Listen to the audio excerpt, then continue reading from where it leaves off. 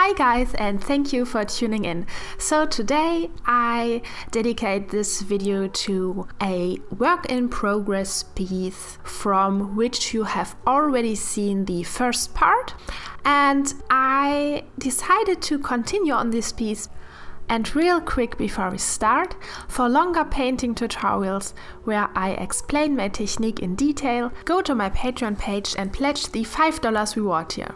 You get an exclusive painting tutorial almost every week, and you can download the video and keep it on your device forever. You have also access to my exclusive Patreon feed and get daily art and insights into my studio and in my process. I've also put together a lot of fun rewards for you, so make sure you check that out too. And because in the recent days I photographed one of our flower bouquets and I used a different technique to make a great composition. So normally I put together my full composition in Photoshop, so I make everything perfect and there is no room for variation, so all of my objects are already placed where they belong, and I normally just copy the image. Of course, not everything, but pretty much a lot of it. So, and the other day I didn't do that. I had a reference of a portrait that I draw, and then I just used the photos of the flower bouquet and drew them as I wanted and placed them as I wanted on the painting, on the drawing, according to the dynamics that I intended for the composition. So as you might have already noticed, that my paintings sometimes look a bit of dynamic. This is because I like to imply diagonal movements and just want to make the composition like as if there were like wind blowing through it and all the leaves are flying through the air.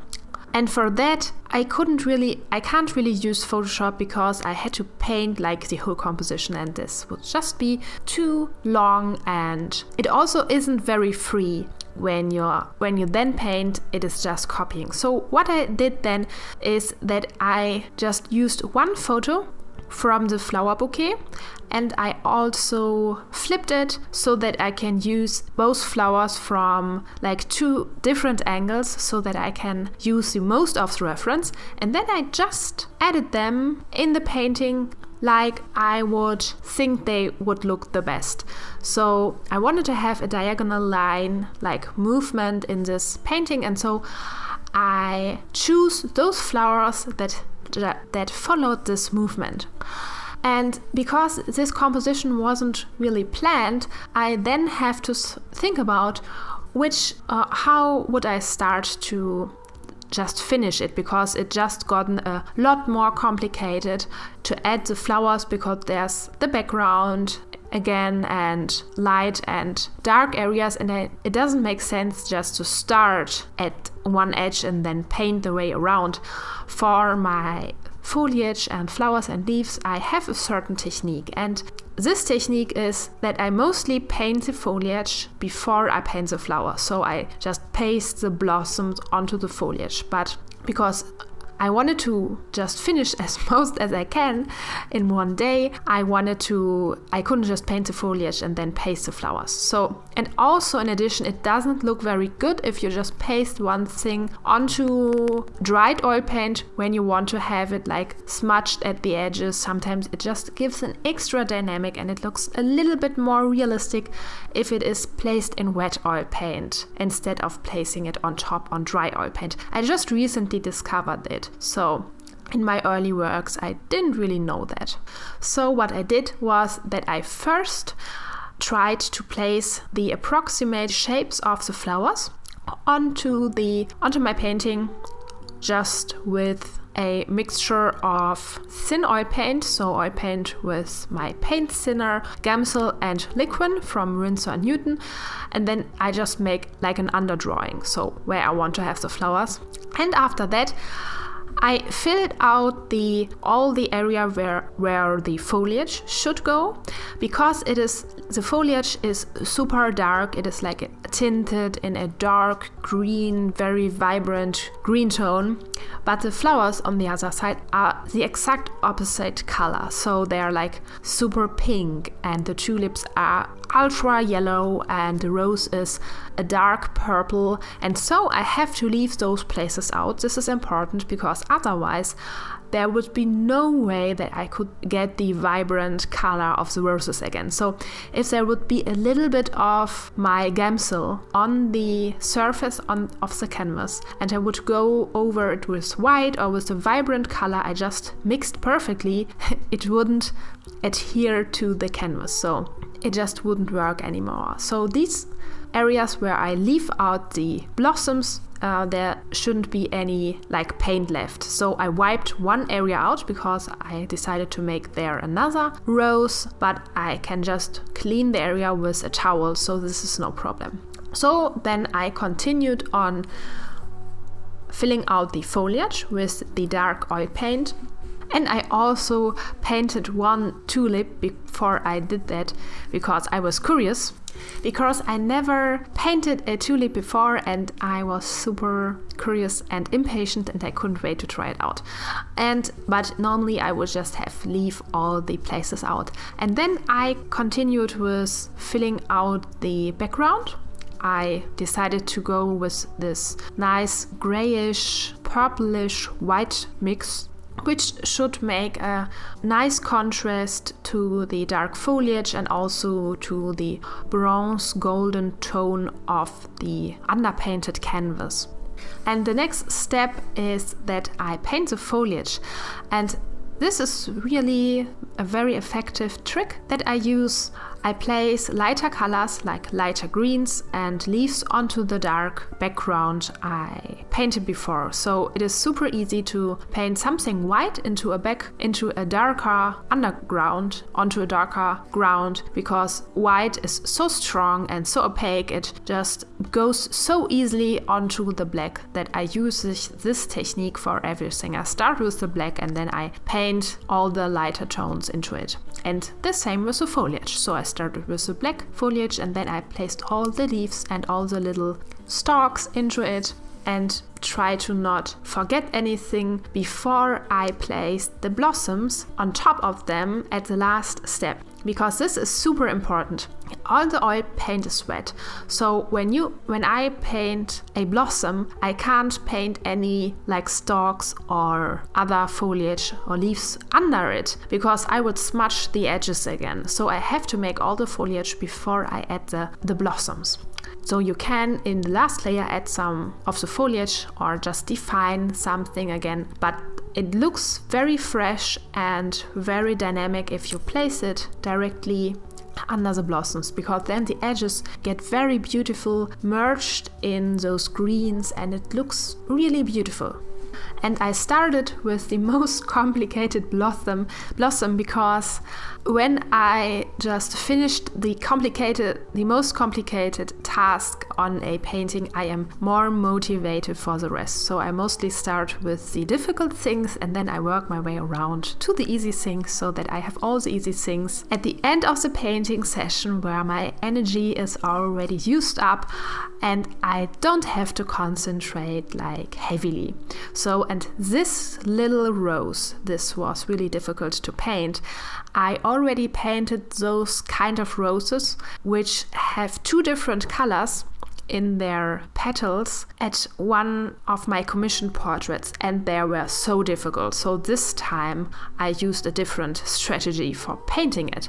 Normally I paint my roses by just starting with a dark point in the middle and then randomly placing flower petals on the fly around them, and it looks already like a rose. So it's my easy to go rose technique. But for this rose, because it is also very much in one of the important points of the painting, I didn't want to screw it, and it had to look perfect or as good as I could make it. And my technique for this special kind of rose is that I start with the dark gray of the flower petals and just place as much of this color as I can and as it is on the reference, and then I use a vibrant magenta, and I have a magenta tone for it, so it's not a mixed color. You can get it out of permanent red violet, but it is difficult to get a vibrant rose or magenta out of permanent red violet.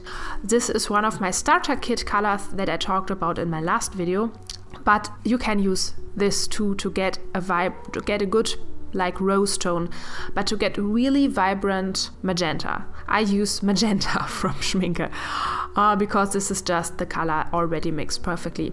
And I used this color in addition to permanent red violet, because permanent red violet from Rembrandt is a little bit darker, and like the edges of those petals, were very dark. So as I said before, because I always start with the dark tones, I placed these important dark borders, these pink borders, around the petals, exactly like the reference. So I try to make it as good as I can, no random flower petal. And on the tip of the blossom, there was like an area that looked a little bit like a vortex, because they were like, the flower petals were so tight together. And after I figured out all these shapes and I lined all the flower petals with the magenta, then I go to the most important part, and this is placing the whites onto all the darker areas that I prepared beforehand. So I hope this is not too complicated, but it is basically always the same technique, starting with the darks, then placing the whites onto it. And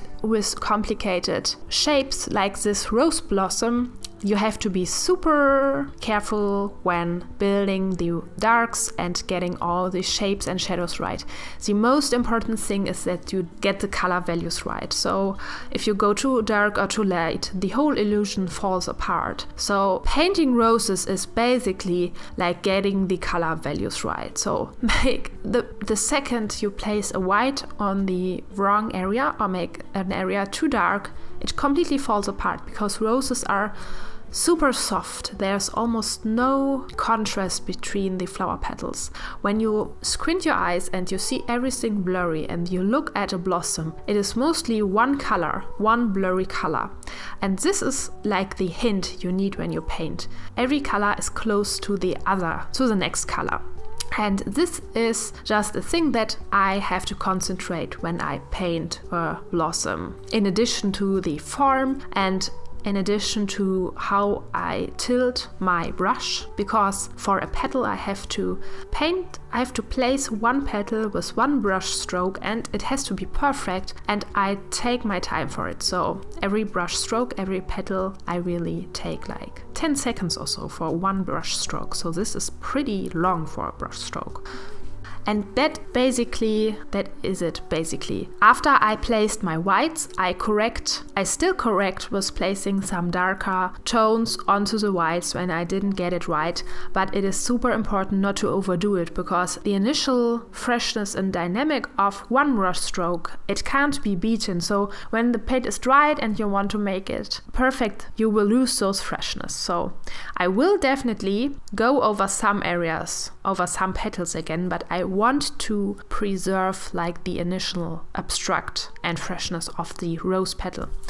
And with the other flowers, they were really easy for me, because like the first flower was so difficult that the other flowers weren't that difficult. And I also used the same technique with the tulips. I start with dark and then I placed the light petals on them.